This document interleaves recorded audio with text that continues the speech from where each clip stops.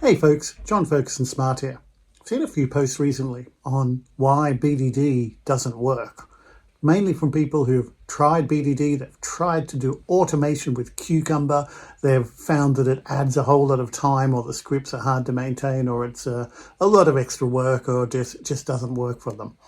I understand where these people are coming from, but the essence of it, why they're having these problems, why they are struggling, is that they haven't actually understood what BDD is about. They haven't ever done BDD, in fact.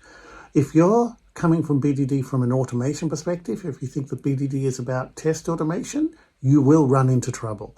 If you expect a product owner or a business analyst to provide you with a list of feature files and scenarios to automate, then you go away and automate them, you will run into trouble.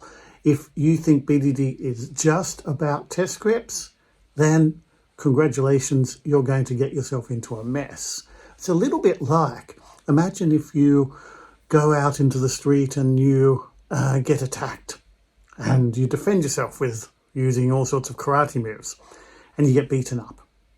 And then you complain that, martial arts don't work, they're terrible. But in fact, the reason was you learnt karate from watching anime, not from actually learning it properly.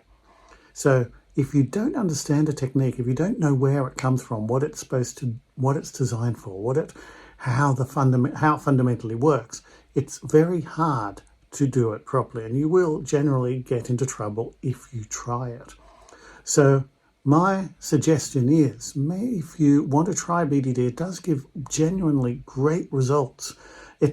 I've seen it reduce defects by 80-90%. I've seen it reduce cycle time. I've seen people go from taking weeks or months to do a delivery to do deliveries in minutes. I've seen teams that used to spend 30-40% of their time fixing bugs going down to maybe 5% fixing bugs. It really is an extremely effective technique, but it's not an automation practice. It's not something testers do. It's a collaboration practice that involves a whole team. It's a very different way of working. It's as big a change as introducing something like Scrum or Agile into a waterfall project.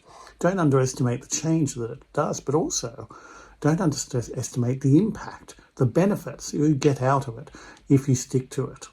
So that's what I wanted to talk about today. Thanks for listening, folks.